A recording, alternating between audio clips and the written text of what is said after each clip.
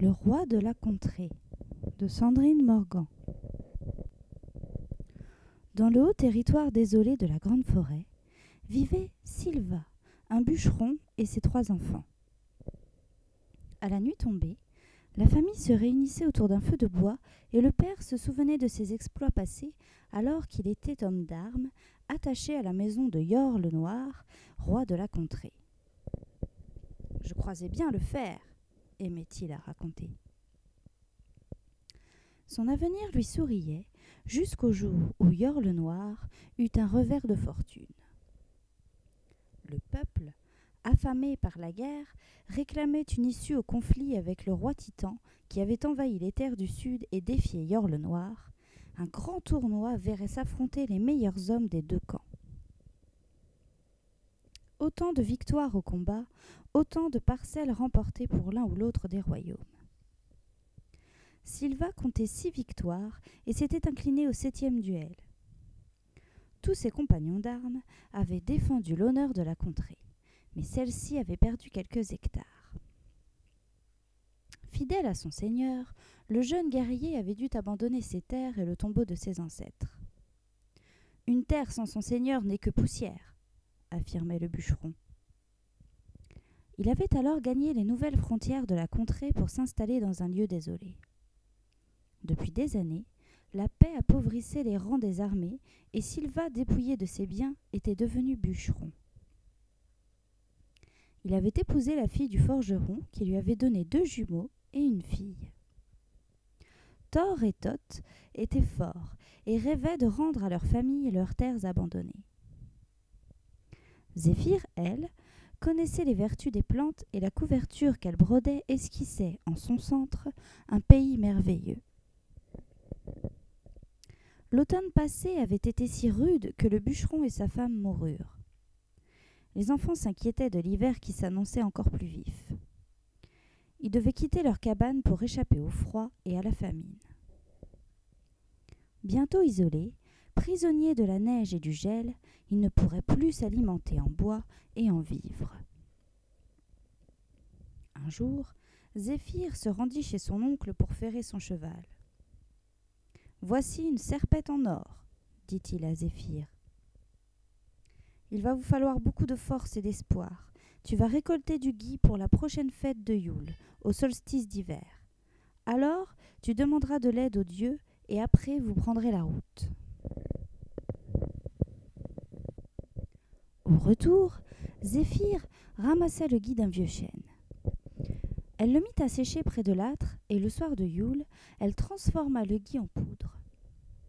Après le dîner, les 2 frères s'endormirent. Zéphyr prit la poudre et la dispersa aux 4 vents en chantant. « Ceci est poussière, je veux un seigneur et une terre, que le noir meure dans la lumière. » Cette nuit-là, les 2 frères rêvèrent gloire et victoire. Et au petit matin, portés par les vents de la plaine, on entendait monter de la vallée les lamentations des pleureuses. Yor le Noir était mort, et la contrée endeuillée craignait la convoitise de Titan. « Il est temps de retrouver notre rang, Thoth. Nous devons gagner notre terre. C'est là que doivent reposer nos parents, » décida Thor. « Cette vie de reclus est bonne pour ceux qui ne rêvent plus. Viens, frère, bientôt nous aurons un seigneur et une terre. » Yor le Noir ne laissait aucun successeur, et de toutes les contrées, les jeunes hommes se rendaient au château tenter leur chance au combat. Le plus valeureux d'entre eux serait roi.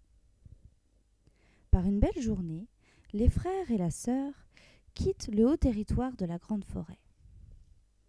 Ils ont l'épée, le bouclier de leur père et la serpette en or. Sur la route, ils croisèrent beaucoup de jeunes gens prêts à se battre, chacun portant les armoiries de sa famille et l'étendard aux couleurs de sa terre. Les orphelins, eux, brandissent leur courage. Ils ont toujours vécu à l'écart et personne ne les connaît. Comment seront-ils acceptés dans les rangs des combattants comme leur père ? Demain verra l'avènement d'un roi. Thor et Thoth devront avoir leur chance. Zéphyr prend alors sa serpette, découpe la couverture brodée par ses soins. « Que pensez-vous de ce bel étendard » lance-t-elle à ses frères. Il vous faut des couleurs à défendre. Et puis elle fixe sa serpette en or sur le bouclier. Il sera invincible et votre meilleure protection.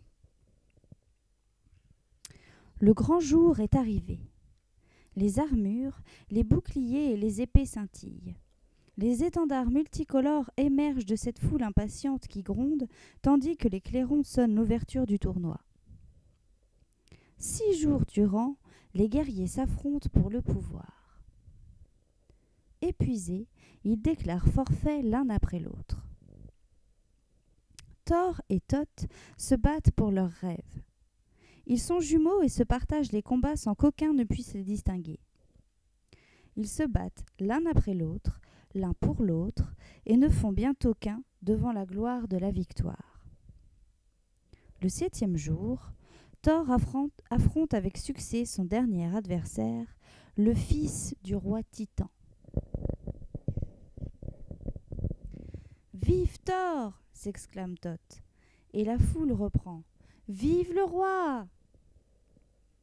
En hommage au nouveau seigneur, son voisin, Titan rend à Thor, en gage de paix, le domaine de ses ancêtres.